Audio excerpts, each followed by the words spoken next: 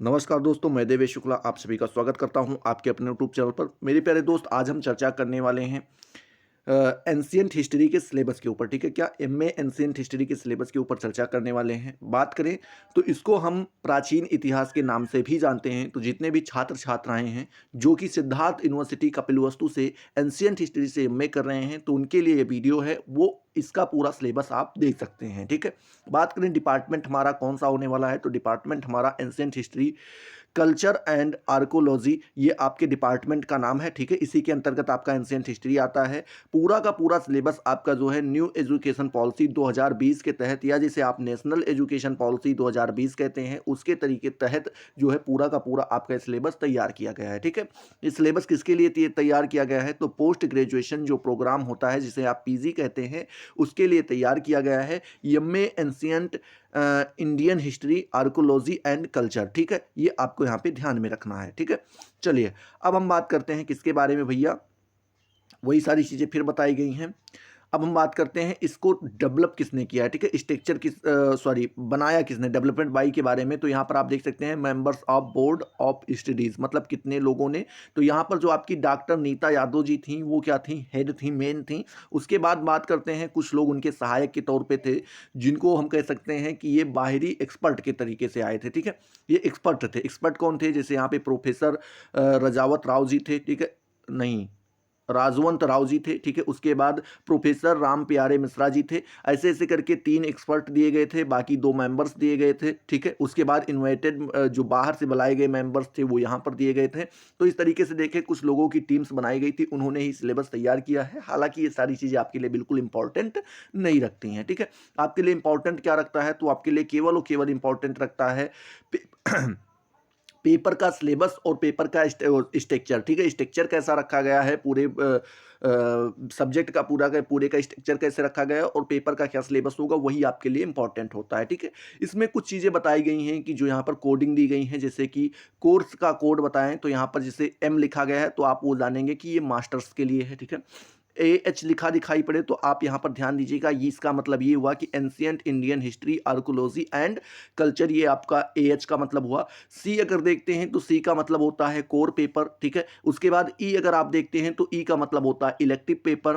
P का मतलब होता है कि प्रोजेक्ट, जो आपका इंटरनल प्रोजेक्ट वर्क होने वाला उसका, और एम का मतलब होता है माइनर पेपर। ठीक है, तो इस प्रकार से सभी कोड को आप ध्यान रखिएगा, जो कि अभी काम आएंगे हमारे लिए। ठीक है, चलिए आगे बढ़ते हैं, सिलेबस की तरफ हम लोग बढ़ते हैं। तो उससे पहले हम क्या करेंगे, पहले स्ट्रक्चर को समझने का प्रयास करेंगे, जो कि इंपॉर्टेंट हो जाता है किसी भी सिलेबस को तैयार करने से या समझने से पहले। ठीक है, चलिए बात करते हैं। हालांकि ये पूरा का पूरा सिलेबस आपका हिंदी में आने वाला है, अभी हम पूरा का पूरा सिलेबस आपका हिंदी में ही बताएंगे। बट उससे पहले थोड़ा हिंदी में, इंग्लिश में इसको थोड़ा बहुत जान लेते हैं, इसके बारे में समझ लेते हैं, फिर हम लोग हिंदी में चलेंगे और जो मेन सिलेबस है उसको हिंदी में देख लेंगे। ठीक है, चलिए बात करते हैं। यहाँ पर जो आपका ये टेबल दिया गया है, इसमें बताया गया है ये आपका किसके लिए है, सब्जेक्ट बताया गया है ancient history culture and archaeology. ठीक है, ये आपके सब्जेक्ट का नाम है या पेपर का नाम कह सकते हैं। पोस्ट ग्रेजुएशन के लिए फर्स्ट ईयर और फर्स्ट सेमेस्टर का ये पूरा है जो स्ट्रक्चर दिया गया है। ठीक है, बात करते हैं यहाँ पर पेपर का कोड दिया गया है कि कोर्स का कोड क्या होने वाला है।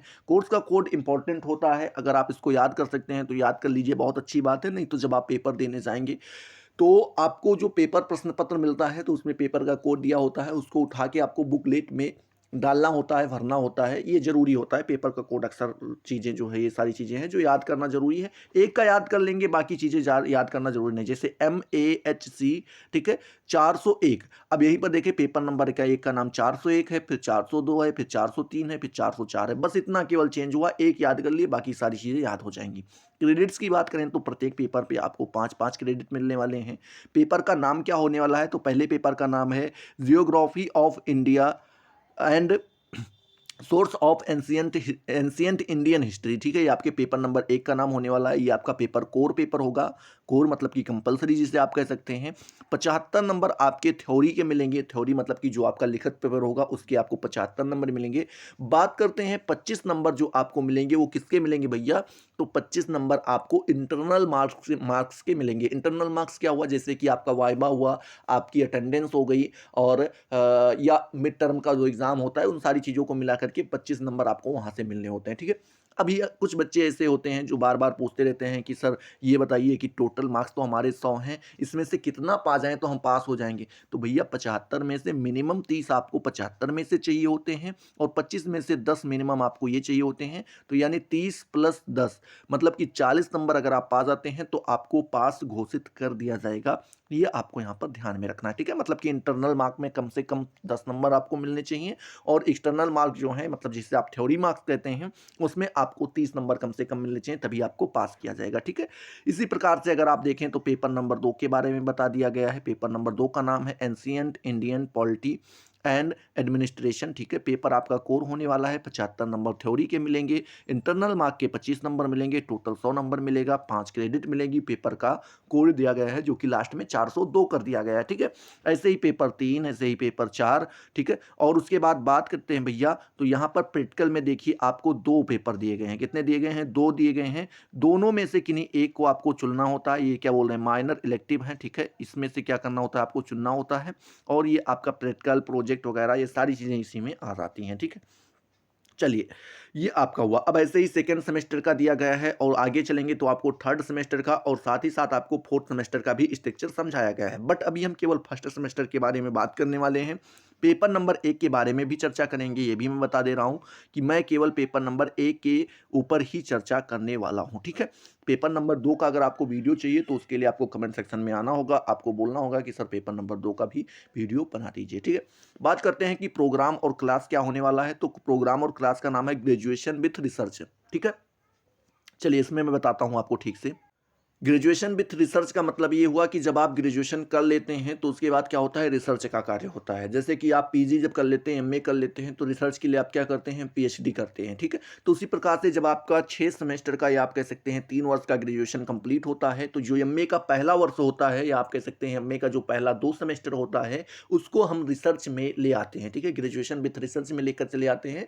तो आप घबराइएगा मत, ये ग्रेजुएशन के लिए नहीं है आपका एमए, ठीक है? एमए फर्स्ट सेमेस्टर का ही है, जिसमें एमए फर्स्ट सेमेस्टर और second semester graduation with research में आ जाते हैं, तो इसलिए यहाँ पर प्रोग्राम का नाम ग्रेजुएशन विथ रिसर्च रख दिया गया है, ठीक है?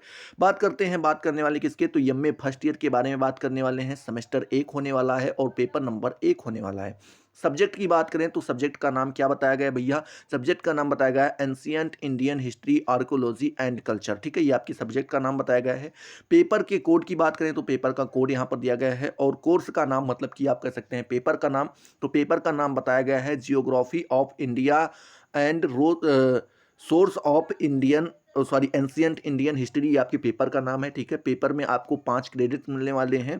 कंपलसरी आपका पेपर होने वाला है, 100 मार्क्स का पेपर होगा और पासिंग मिनिमम मार्क आपका यहाँ पर 33 दिए हैं। कितना दिए हैं? 33 नंबर आपको मिलना ही होता है, जिससे आप पास घोषित किए जाएंगे किसी भी तरीके से, ठीक है?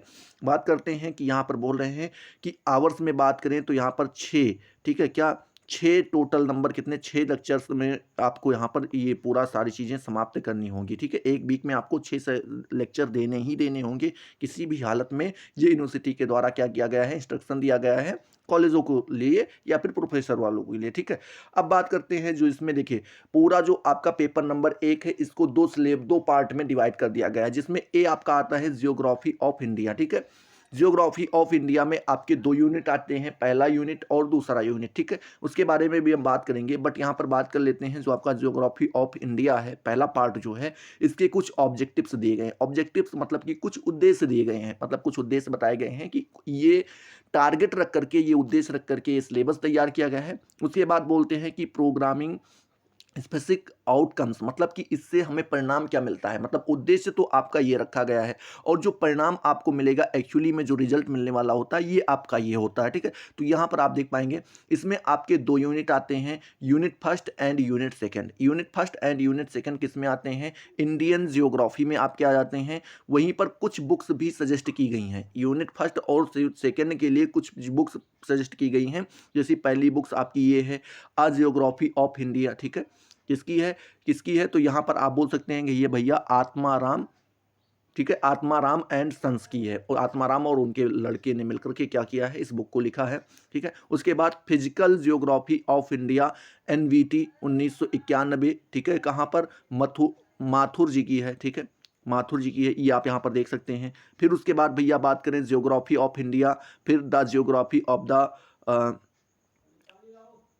पूर्णस, जो कुछ भी लिखा है ये अपना देख लीजिएगा, ठीक है। उसके बाद India as known to Panini, ठीक है। इसके बाद फिर बोले हैं यहाँ पर एक बुक और दी गई है, India as described by the classical writers, ठीक है। तो इस प्रकार से, और एक आखिरी बुक यहाँ पर बताई गई है, प्राचीन भारत का ऐतिहासिक भूगोल, प्रोफेसर लुई रेनो द्वारा जो है लिखवाया गया है, और इसके अनुवादक कौन है, रामकृष्ण द्विवेदी जी है, भारत, ठीक है। रामकृष्ण द्विवेदी, भारत एवं विश्व का भूगोल, जो भी है यहाँ पर हुसैन जी का है, उसको भी आप पढ़ सकते हैं। कुछ बुक्स यहाँ पर बताई गई हैं, ठीक है। ये आपके ए के लिए हो गई। उसी में जो दूसरा पार्ट आता है, पेपर नंबर ए का पार्ट क्या था, इंडियन ज्योग्राफी। अब दूसरा पार्ट आता है बी, इसमें आपका आता है source of Indian ancient Indian history, मतलब जो आपकी भारत की प्राचीन भारत का इतिहास जो रहा है, उसके सोर्स कौन कौन से रहे हैं, उसके बारे में पढ़ना होता है, जिसमें आपकी यूनिट 3, यूनिट 4 और यूनिट 5, 3 यूनिट्स आती हैं, ठीक है। इसके कुछ ऑब्जेक्टिव्स, मतलब कुछ उद्देश्य रखे गए हैं, ये जो खंड तैयार किया गया, कुछ उद्देश्य रखा गया था, और इसका कुछ परिणाम भी निकलेगा, जो कि यहाँ पर बताया गया है, ठीक है। चलिए बात करते हैं, तीसरी यूनिट आपकी जो है इसी में आ जाती है, किस में आ जाती है, सोर्स वाले में आ जाती है। चौथी यूनिट और पांचवी यूनिट, चारों पांच यूनिट यहाँ पे आ जाती हैं, और यहाँ पर भी आपको कुछ बुक्स का नाम बताया गया है, जो बुक्स आप उठा करके पढ़ सकते हैं अगर आप पढ़ना चाहें तो, ठीक है। तो इस प्रकार से अब चलिए हम लोग किसकी तरफ चलते हैं, हिंदी सिलेबस की ओर चलते हैं, क्योंकि इंग्लिश में तो आपको सारी चीज़ें समझ में आ ही गई होंगी। अब हम लोग हिंदी की तरफ चलते हैं कि हिंदी में सिलेबस क्या होने वाला है, क्या क्या चीज़ें हमें पढ़नी होती हैं, सारी चीज़ों के ऊपर हम चर्चा करेंगे, ठीक है। चलिए अब यहाँ पर आप देख रहे होंगे कि हम लोग हिंदी सिलेबस की तरफ आ चुके हैं। बात करें कार्यक्रम या कक्षा की बात, तो आपका एमए प्रथम वर्ष है, ठीक है। वर्ष कौन सा है, प्रथम है, सेमेस्टर फर्स्ट है। विषय का नाम है प्राचीन भारतीय इतिहास, पुरातत्व एवं संस्कृति, ये आपके पेपर का विषय का नाम है, ठीक है। या फिर आप कह सकते हैं एंशियंट हिस्ट्री, अर्थात प्राचीन इतिहास भी केवल कह सकते हैं। पेपर का कोड यहाँ पर दिया गया है कि पेपर का कोड क्या होने वाला है, और साथ ही साथ पेपर का टाइटल भी बताया गया है कि पेपर नंबर 1 का टाइटल क्या है, भारत का भूगोल और प्राचीन भारतीय इतिहास के स्रोत, ये आपके पेपर नंबर 1 का नाम है, ठीक है। अभी आपने देखा था कि इसमें 2 पार्ट्स हुए थे इस पेपर में। पहले का नाम था क्या, इंडियन जियोग्राफी, जिसको हम भारत का भूगोल भी कहते हैं। इसका उद्देश्य क्या रखा गया था, भारत के भूगोल का जो ये स्ट्रक्चर तैयार किया गया है, जो ये सिलेबस तैयार किया गया, तो इसका उद्देश्य क्या रखा गया था। तो उद्देश्य यहाँ पर आप देख सकते हैं कि भारत एक विशाल देश है, जिसकी भौतिक विशेषताओं में बहुत विविधता है, मतलब कह रहे हैं जो भौतिक विशेषताएं हैं ये बहुत अलग अलग तरीके से हैं, बहुत विविधता है, बहुत प्रकार की हैं, हम बता नहीं सकते हैं। प्राचीन इतिहास, पुरातत्व और संस्कृति के छात्रों के लिए स्थलाकृत में परिवर्तन, ठीक है। मतलब बोल रहे हैं जो प्राचीन इतिहास के छात्र हैं, या जो पुरातत्व हैं, या जो संस्कृति के छात्र हैं, उनके लिए जो स्थलाकृत, मतलब जो स्थल की आकृति में परिवर्तन आपको देखने को मिल रहा है, या आप कह सकते हैं मिट्टी के विभिन्न संरचनाएं, मिट्टी की कई सारी संरचनाएं देखने को मिली हैं। भू आकृति विज्ञान पैटर्न, नदियों और सहायक नदियों जैसी भौतिक विशेषताओं का कुछ ज्ञान क्या होता है, आवश्यक होता है, जो आप यहाँ पर पा सकते हैं, ठीक है।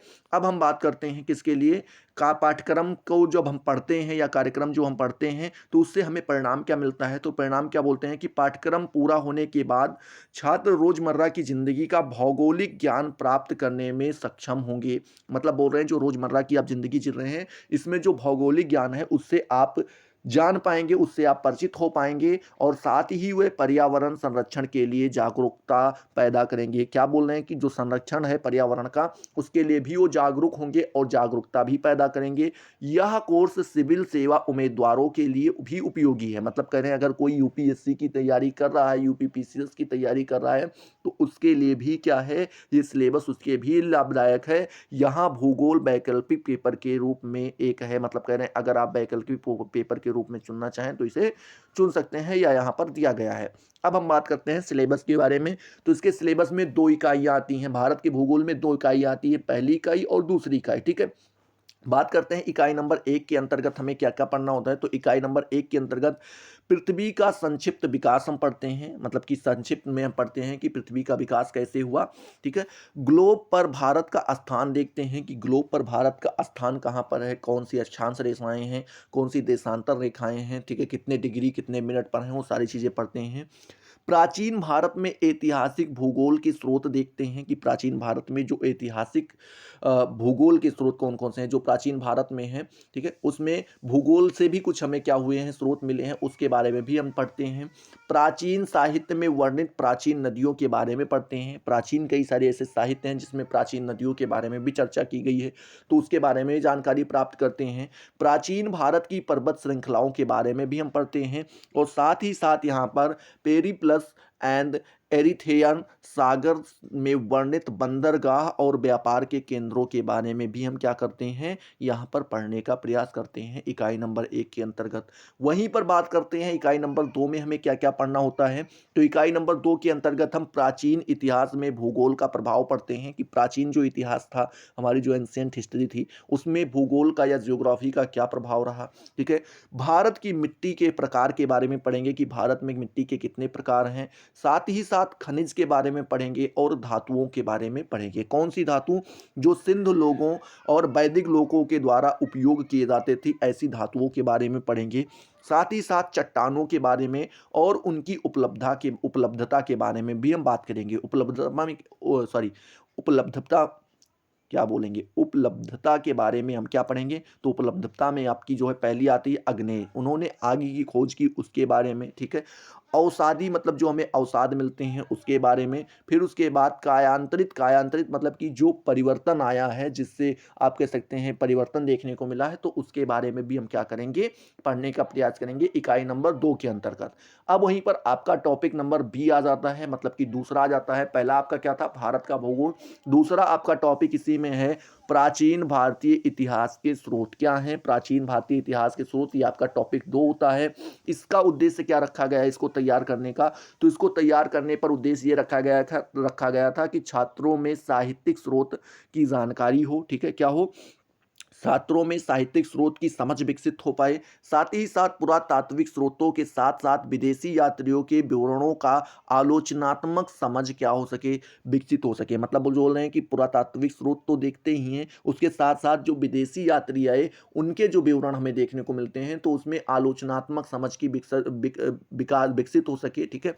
साथ साथ बोलते हैं स्रोत तत्कालीन समाज की स्पष्ट तस्वीर पेश करते हैं। मतलब बोल रहे हैं जो स्रोत हैं वो जो हमारी तत्कालीन उस समय के जो समाज थे उसके बारे में क्या बोलते हैं, स्पष्ट तस्वीर हमारे सामने प्रस्तुत करते हैं। मतलब एक मोटी मोटा अनुमान लग पाता है।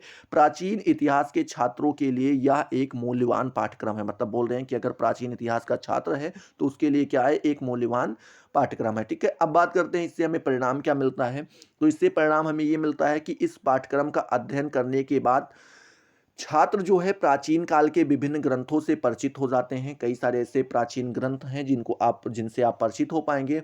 ऐतिहासिक और पुरातात्विक साक्ष्यों का महत्व और प्रासंगिकता प्राचीन भारतीय इतिहास की आत्मा से भी आप क्या हो पाएंगे, परिचित हो पाएंगे, ठीक है। तो इस प्रकार से आपका ये परिणाम निकल के आएगा।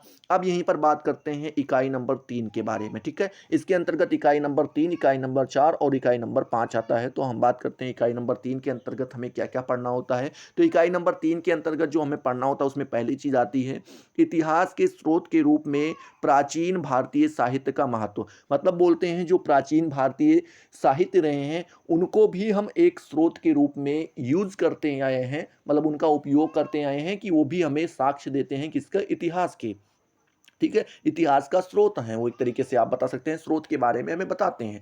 आगे आप लिखेंगे दूसरा टॉपिक हम क्या पढ़ते हैं, प्राचीन भारतीय साहित्य का वर्गीकरण। कौन कौन से प्राचीन भारतीय साहित्य रहे हैं, जिसमें से ब्राह्मण साहित्य को अलग कर देते हैं, बौद्ध साहित्य को अलग से जानते हैं, जैन साहित्य, महाकाव्य, पुराण और वेदांग। उसके बाद कौटिल्य का अर्थशास्त्र, कल्हड़ की राजतरंगिणी, ठीक है, वाण की हर्ष चरित्र। उसके बाद कालिदास की कौन सी है, कालिदास की एक पुस्तक है जिसका नाम अक्सर करके जो है काफ़ी ज़्यादा बड़ा आ जाता है क्योंकि इन्होंने संस्कृत में ही लिखा था। इसका नाम है मालविक अग्निमित्रम। क्या है, मालविक अग्निमित्रम इनकी मूवी कह रहे हैं, इनकी बुक का नाम है, ठीक है। उसके बाद अगली बुक आपकी आती है सोमदेव की कथा सरित सरित सागर, ठीक है, क्या कथा सरित सागर, ये सोमदेव की पुस्तक है जिसको आपको इकाई नंबर 3 के अंतर्गत इसके बारे में भी आपको पढ़ना होता है। बात करते हैं वहीं पर इकाई नंबर 4 के अंतर्गत, तो इकाई नंबर 4 के अंतर्गत हम पुरातात्विक स्रोत के बारे में पढ़ते हैं। पुरातात्विक स्रोत कौन कौन से हैं, जैसे कि पाषाण युग के जो औजार मिले हैं उनके बारे में हम पढ़ेंगे, मिट्टी के बर्तनों के बारे में पढ़ेंगे, स्मारक के बारे में पढ़ेंगे, शिलालेखों के बारे में पढ़ेंगे, सिक्कों के बारे में, और मोहर और मोहरें के बारे में हम क्या करेंगे, पढ़ने का प्रयास करेंगे इकाई नंबर 4 के अंतर्गत, ठीक है। वहीं पर बात करते हैं इकाई नंबर 5 के अंतर्गत हमें किन किन चीज़ों के बारे में पढ़ना होता है। तो जो हमें विदेशी विवरण मिलते हैं, मतलब कि बहुत सारे विदेशी यात्री आए उस समय पर, जिन्होंने यहाँ की जो उस समय की तत्कालीन समाज था, जो तत्कालीन स्थिति थी, उसके ऊपर उन्होंने क्या की, पुस्तकें लिखी। उन पुस्तकों को भी पढ़ करके हमें ज्ञान प्राप्त होता है कि हमारे भारत की स्थिति उस समय कैसी थी, लोग कैसे रहते थे, क्या हुआ था। तो उसमें जो पहला नाम आता है वो आता है हेरोडोटस और कौन, थ्यूसीडाइड्स, ठीक है, ये आपके पहले लोग आ जाते हैं, हेरोडोटस और थ्यूसीडाइड्स। दूसरे आपके आते हैं मेगास्थनीज, जिनको नाम सभी लोगों को पता है। तीसरे आपके आते हैं टॉलमी, ठीक है। चौथे आपके आते हैं प्लिनी, ठीक है। चौथे पांचवें आपके आते हैं फायान और हेंगसांग, ठीक है। उसके बाद आखिरी आपके आते हैं यिजिंग, ठीक है। इतने जो है विदेशी यात्री आए जिन्होंने विदेशी पुस्तकें भी लिखी, यहाँ की तत्कालीन जो परिस्थितियाँ थी उसके ऊपर पुस्तकें लिखी, यहाँ के लोगों के ऊपर पुस्तकें लिखी। तो उनको जब हम पढ़ते हैं तो यहाँ की स्थिति के बारे में भी हमें पता चलता है। तो इस तरीके से हम इकाई नंबर 5 के अंतर्गत विदेशी विवरणों को पढ़ेंगे, ठीक है। आई होप आपको ये सारी चीज़ें क्लियर हुई होंगी। अगर क्लियर हुई तो फटाफट वीडियो को लाइक करो, अपने दोस्तों के साथ शेयर करो। अभी तक अगर आपने चैनल को सब्सक्राइब नहीं किया तो सब्सक्राइब करके बेल वाले आइकन को जरूर प्रेस कर दो, जिससे आपको सारी नोटिफिकेशन मिलती रहे और आप उनसे लगातार लाभान्वित होते रहें। तो चलिए अगले वीडियो में मिलते हैं नए जोश नए टॉपिक के साथ। तब तक के लिए जय हिंद, जय भारत।